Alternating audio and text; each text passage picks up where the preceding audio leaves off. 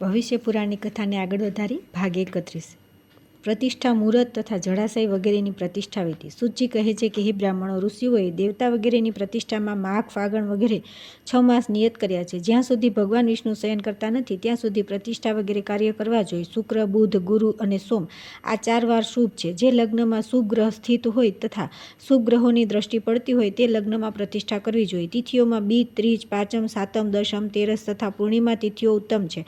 પ્રાણ પ્રતિષ્ઠા તથા જળાશય વગેરે કાર્ય શ્રેષ્ઠ શુભ મુહૂર્તમાં જ કરવા જોઈએ। દેવ પ્રતિષ્ઠા અને મોટા યાગોમાં 16 હાથનો તથા 4 દ્વારનો મંડપ બનાવવો જોઈએ। તે મંડપની બધી દિશાઓમાં ધજાઓ ફરકાવી જોઈએ। ખાખરો, ઉમરડો, પીપળો તથા વડના તોરણ 4 દ્વાર પર પૂર્વ વગેરે ક્રમમાં બનાવવા। મંડપને માળાઓ વગેરેથી સજાવવો જોઈએ।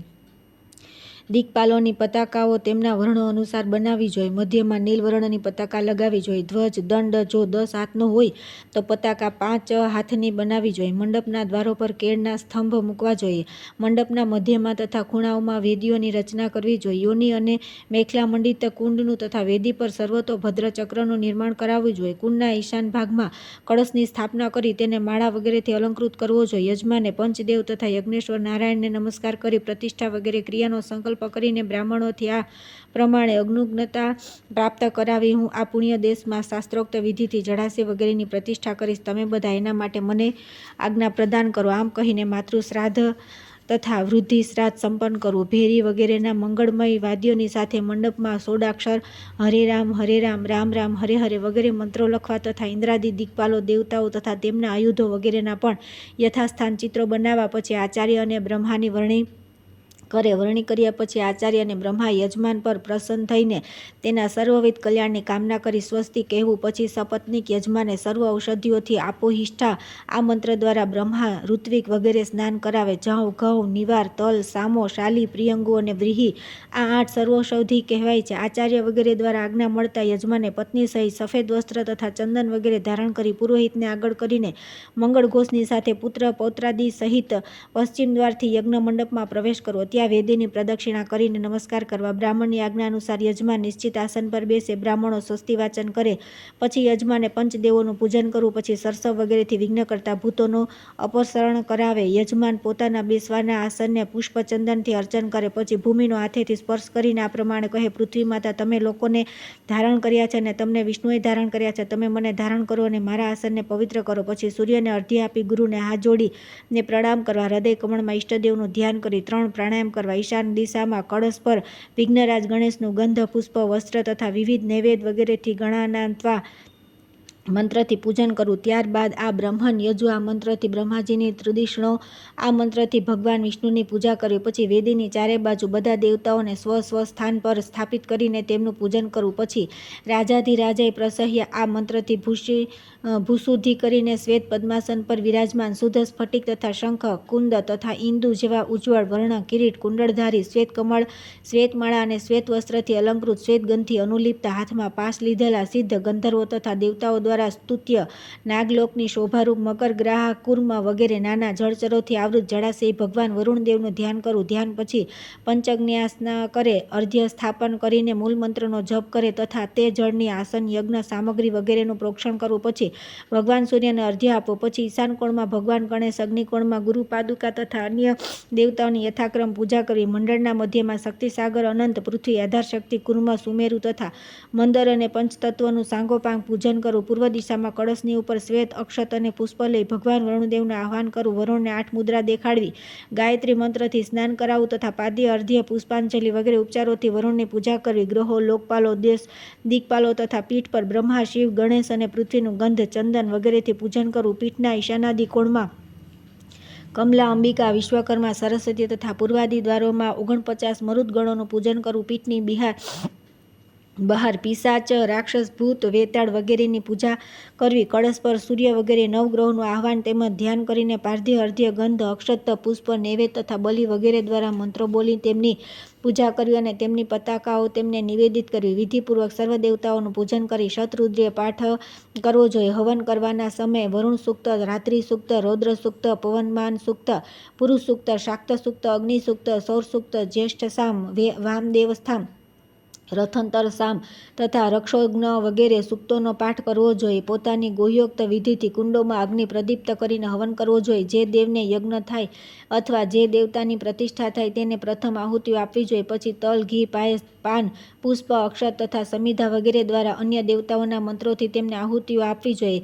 પંચ દિવસાત્મક પ્રતિષ્ઠા યાગમાં પહેલા દિવસે દેવતાઓનું આહ્વાન અને સ્થાપન કરવી જોઈએ. બીજા દિવસે પૂજન અને હવન, ત્રીજા દિવસે બલિપ્રદાન, ચોથા દિવસે ચતુર્થી કર્મ અને પાંચમા દિવસે આરતી કરવી જોઈએ. નિત્ય કર્મ કર્યા બાદ જ નૈમિતિક કર્મ કરવા જોઈએ. એનાથી કર્મફળની પ્રાપ્તિ થાય છે. બીજા દિવસે પ્રાતઃકાળે સર્વપ્રથમ પ્રતિષ્ઠાપ્ય દેવતાઓનું સર્વ ઔષધિ મિશ્રિત જળથી બ્રાહ્મણો દ્વારા વેદ મંત્રોથી પાઠ સાથે મહાસ્નાન તથા મંત્રાભિષેક કરવો. ત્યારબાદ ચંદન વગેરેથી તેમને અનુલિપ્ત કરે. ત્યાર પછી આચાર્ય વગેરેની પૂજા કરી તેમને અલંકૃત કરી ગૌદાન કરાવવું. પછી મંગલ ઘોષપૂર્વક તળાવમાં જળ છોડવા માટે સંકલ્પ કરવો. ત્યાર પછી તે તળાવના જળમાં નાગયુક્ત વરુણ, મકર, કચ્છપ વગેરેની અલંકૃત પ્રતિમાઓ પધરાવી વરુણદેવની વિશેષ રૂપે પૂજા કરી તેમને અર્ધ્ય નિવેદિત કરવો. ફરી તે જ તળાવના જળ, સપ્તમૃતિકા મિશ્રિત જળ, તીર્થજળ, પંચામૃત, કૃષોદક તથા પુષ્પજળ વગેરેથી વરુણદેવને સ્નાન કરાવી ગંધ, પુષ્પ, ધૂપ, દીપ, નૈવેદ્ય વગેરે પ્રદાન કરવા. બધા દેવતાઓને બલિ આપવો. મંગલ ઘોષ સાથે આરતી કરીને પ્રદક્ષિણા કરવી. એક વેદી પર ભગવાન વરુણ તથા પુષ્કરિણી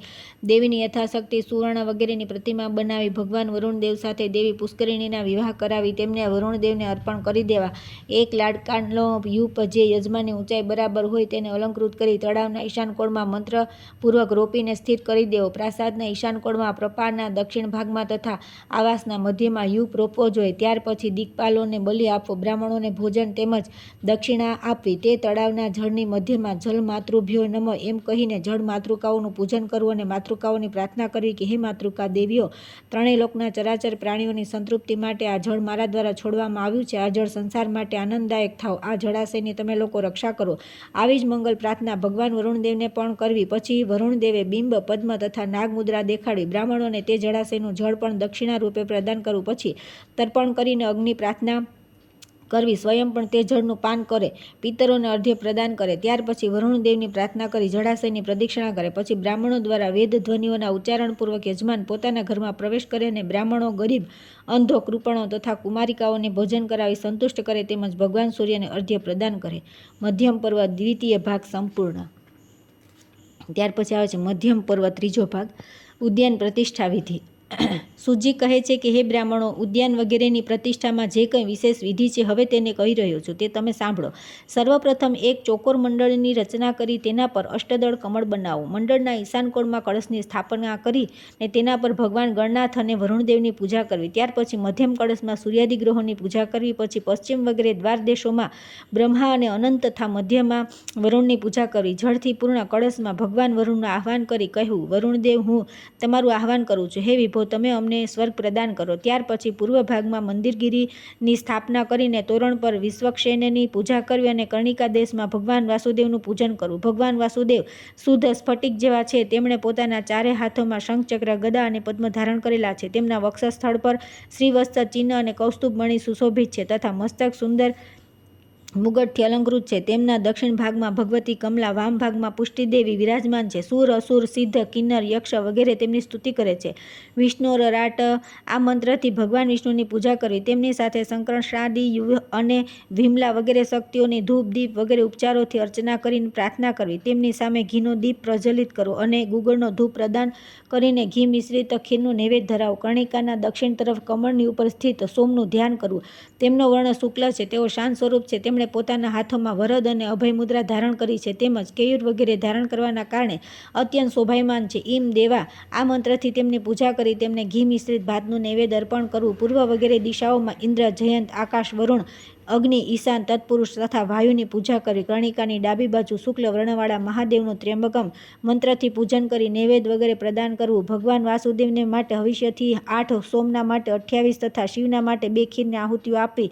ગણેશજીને ઘીની 1 આહુતિ આપવી. બ્રહ્મા તેમજ વરુણને માટે 1 આહુતિ અને ગ્રહો તેમજ દિક્પાલો માટે વિહિત સમિધાઓ તથા ઘીની 1 આહુતિ આપવી. અગ્નિની 7 જીહ્વાઓ, કરાલી, ઘુમલી, શ્વેતા, લોહિતા, સ્વર્ણપ્રભા, અતિરિક્તા અને પદ્મરાગાને પણ મંત્રોથી ઘી તેમજ મધ મિશ્રિત હવ્યસ્ય દ્વારા એક એક આહુતિ આપવી. આ પ્રમાણે અગ્નિ, સોમ, ઇન્દ્ર, પૃથ્વી અને અંતરિક્ષના નિમિત્તે મધ અને ક્ષીરયુક્ત જવથી એક એક આહુતિઓ આપવી. પછી ગંધ પુષ્પાદિથી તેમની અલગ અલગ પૂજા કરી રુદ્ર સૂક્ત તથા સૌર સૂક્તના જપ કરવા. પછી યુપને સારી રીતે સ્નાન કરાવી અને તેનું માર્જન કરી તેને ઉદ્યાનના મધ્ય ભાગમાં દાટી દેવો. યુપના પ્રાંત ભાગમાં સોમ તથા વનસ્પતિ માટે ધજાઓ લગાવી દેવી.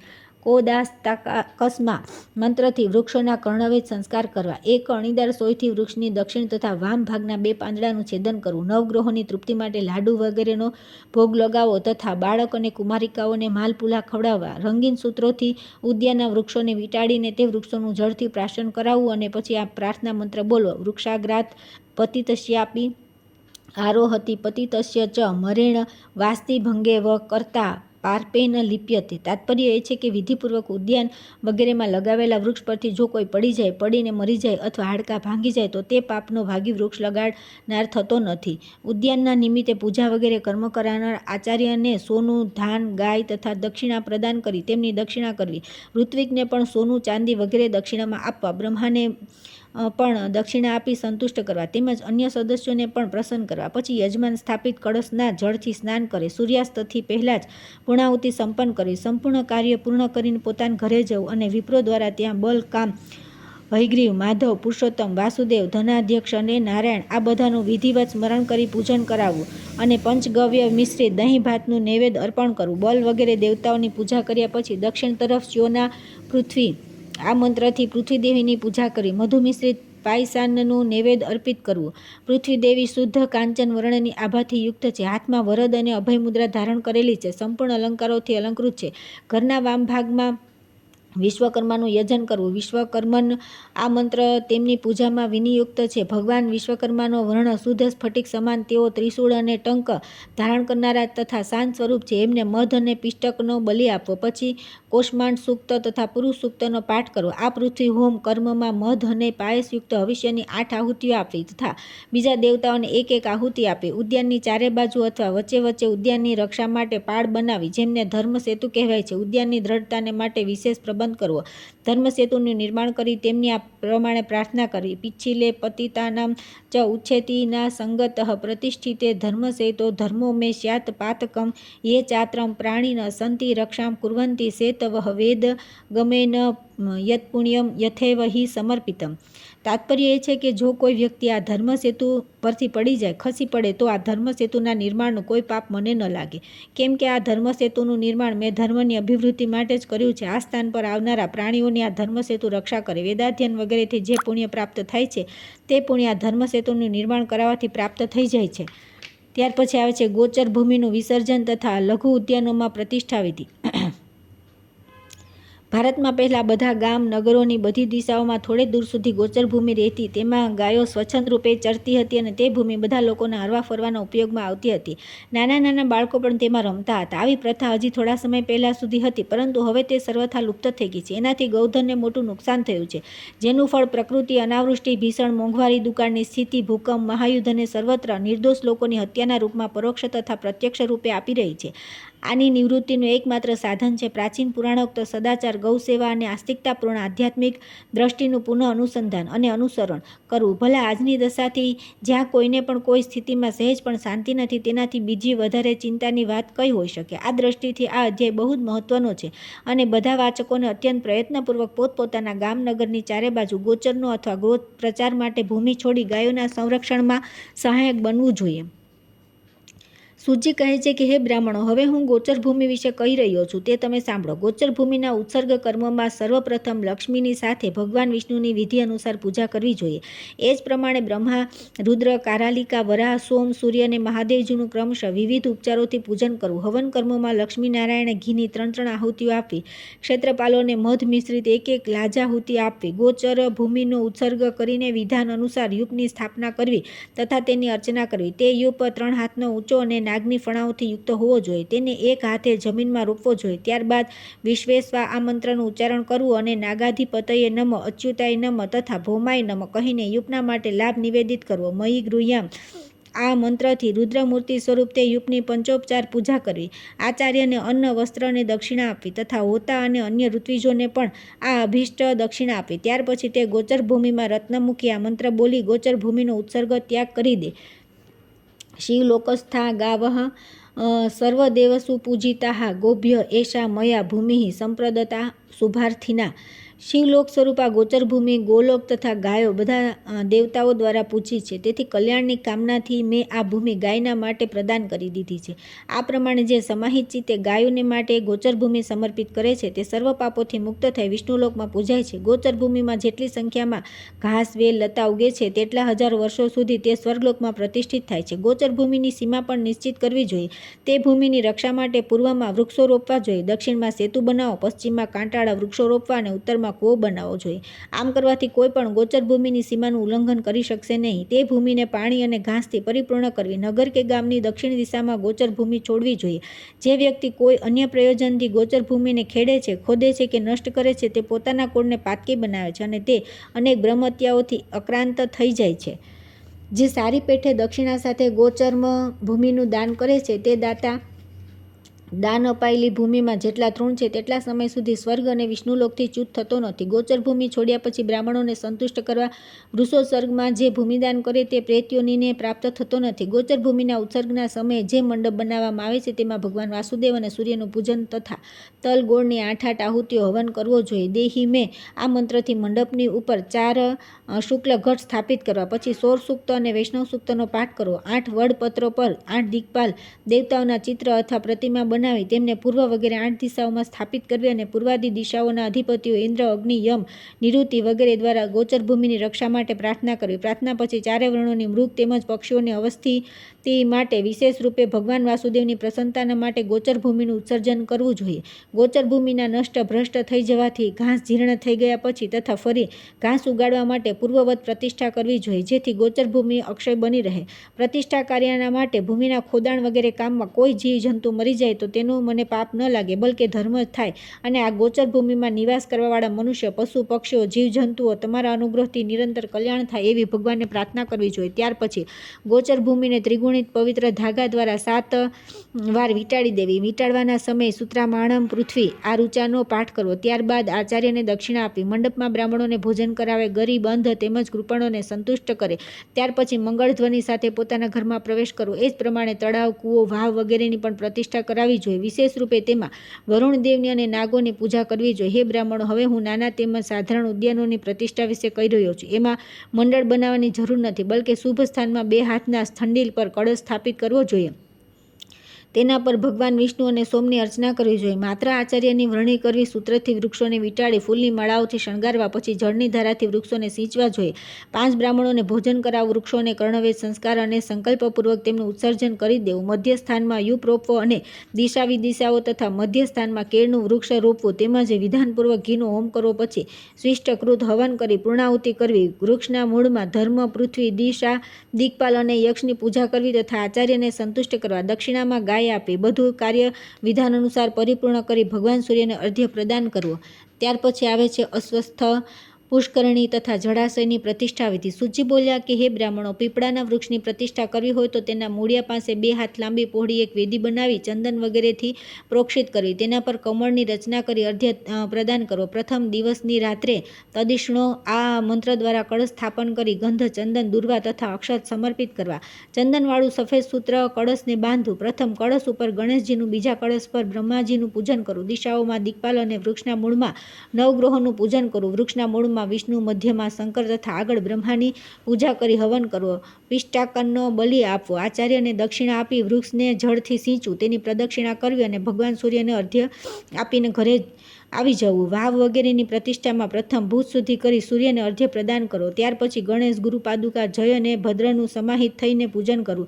મંડળની મધ્યમાં આધાર, શક્તિ, અનંત તથા કુર્મની પૂજા કરવી. ચંદ્ર, સૂર્ય વગેરેનું પણ મંડળમાં પૂજન કરવું. બીજા પાત્રમાં પુષ્પાદિ ઉપચારોથી ભગવાન વરુણનું પૂજન કરવું. કમળના પૂર્વાદિ પત્રોમાં ઇન્દ્રાદિ દિક્પાલોની, તેમના આયુધોની તથા મધ્યમાં બ્રહ્માની પૂજા કરવી. ભૂર્ભુવસ્વ આ તત્વોની પૂજા પણ કરવી. મંડળના ઉત્તર ભાગમાં નાગરૂપ અનંતની પૂજા કરવી. પછી હવન કરવો. પ્રથમ આહુતિ વરુણદેવને આપીને પછી દિક્પાલો નારાયણ, શિવ, દુર્ગા, ગણેશ, ગ્રહો અને બ્રહ્માને આહુતિ આપવી. સ્વિષ્ટકૃત હવન કરીને બલિ આપવો. એક અષ્ટદળ કમર પર વરુણની ચાંદીની પ્રતિમા મૂકવી અને પુષ્કરિણીની પ્રતિમા સોનાની બનાવી તથા તેનું પૂજન કરીને જળાશયમાં છોડી દેવી. જળાશયની મધ્યમાં નૌકા આરોપિત કરવી. જળાશયની મધ્યમાં ઋત્વિકે હોમ કરવો. શેષનાગની મૂર્તિ પણ જળાશયમાં છોડી દેવી. સંપૂર્ણ કાર્યોને સંપન્ન કરી બ્રાહ્મણોને દક્ષિણા આપવી. જળાશયમાં મકર, ગ્રાહ, મીન, કુર્મ તથા અન્ય જળચર પ્રાણી તથા કમળ, શેવાળ વગેરે પણ છોડવા. પછી જળાશયની પ્રદક્ષિણા કરવી. લાવા અને છીપ પણ છોડવા. દૂધની ધારા પણ કરવી. પુષ્કરિણીને ચારે બાજુથી લાલ સૂત્ર લપેટવું. ગરીબોને સંતુષ્ટ કરી ઘરમાં પ્રવેશ કરવો. હે બ્રાહ્મણો, હવે હું નલિની જે તળાવમાં કમળ હોય, વાપી તથા ઊંડા જળાશયની પ્રતિષ્ઠાની સામાન્ય વિધિ બતાવી રહ્યો છું. આ બધાની પ્રતિષ્ઠા કરવાના પહેલા દિવસે ભગવાન વરુણદેવની સોનાની પ્રતિમા બનાવીને આપોહિષ્ઠા આ મંત્રથી તેનો જળાધિવાસ કરવો. ત્યાર પછી 100 કમળના ફૂલોથી પ્રતિમાનો પુષ્પાધિવાસ કરવો. ત્યાર પછી મંડળમાં આવી પૂર્વાભિમુખ બેસીને કળશ પર ગણેશ, વરુણ, શંકર, બ્રહ્મા, વિષ્ણુ અને સૂર્યની પૂજા કરવી. વરુણના માટે ઘી અને પાયસની આહુતિ આપવી. અન્ય દેવતાઓને સ્ત્રુવા દ્વારા એક એક આહુતિ આપીને પાયસનો બલિ આપવો. પછી નલિની, વાપી વગેરેનું સંકલ્પપૂર્વક ઉત્સર્જન કરી દેવું. મધ્યમાં યુપની સ્થાપના કરવી. ત્યાર પછી ગૌદાન કરવું અને દક્ષિણા આપવી. પૂર્ણાહુતિ પછી ભગવાન સૂર્યને અર્ધ્ય આપવો અને પોતાના ઘરમાં પ્રવેશ કરવો. હે દ્વિજો, હવે હું વૃક્ષોની પ્રતિષ્ઠા વિધાનનું વર્ણન કરું છું. વૃક્ષની સ્થાપના કરી સૂત્રથી લીપેટી દેવું. પછી તેના પશ્ચિમ ભાગમાં કળશ સ્થાપના કરવી. કળશમાં બ્રહ્મા, સોમ, વિષ્ણુ અને વનસ્પતિનું પૂજન કરવું. પછી તલ અને જળથી 8 આહુતિઓ આપવી. કેળનું વૃક્ષ તથા યુપનું ઉત્સર્જન કરી દેવું. પછી લગાવેલા વૃક્ષના મૂળમાં ધર્મ, પૃથ્વી, દિશા, દિક્પાલ તેમજ યક્ષની પૂજા કરવી તથા આચાર્યને સંતુષ્ટ કરવા. તેમજ આચાર્યને ગાયનું દાન, દક્ષિણા આપવી. વૃક્ષ પૂજન પછી ભગવાન સૂર્યને અર્ધ્ય આપવો. ત્યાર પછી આવે છે વડ, બીલી, સોપારી વગેરે વૃક્ષયુક્ત ઉદ્યાનની પ્રતિષ્ઠા. સૂચિ કહે છે કે હે બ્રાહ્મણો, વટ વૃક્ષની પ્રતિષ્ઠામાં વૃક્ષની દક્ષિણ દિશામાં તેના મૂળ પાસે 3 હાથની એક વેદી બનાવી અને તેના પર 3 કળશ સ્થાપિત કરવા. તે કળશો પર ક્રમશઃ ગણેશ, શિવ અને વિષ્ણુની પૂજા કરી ચરુથી હોમ કરવો. વટ વૃક્ષને ત્રિગુણિત લાલ સૂત્રથી વીંટાળી દેવું. બલિમાં જવ, ક્ષીર પ્રદાન કરવો અને યુપ સ્તંભ આરોપિત કરવો.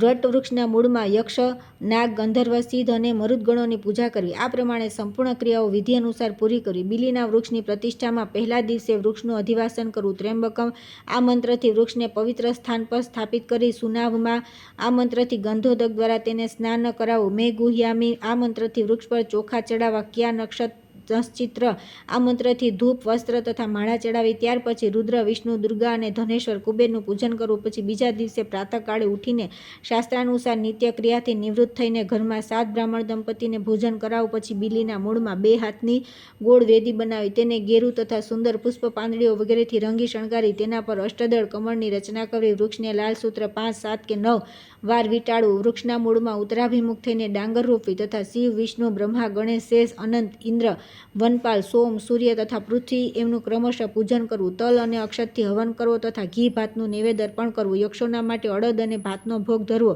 ગ્રહોની તુષ્ટિ માટે વાંસના પાત્રમાં નૈવેદ્ય અર્પણ કરવું. બીલીના વૃક્ષને દક્ષિણ દિશાથી દૂધની ધારા પ્રદાન કરવી. યુપનું આરોપણ કરવું. વૃક્ષના કર્ણવેધ સંસ્કાર કરવા અને ભગવાન સૂર્યને અર્ધ્ય આપવું.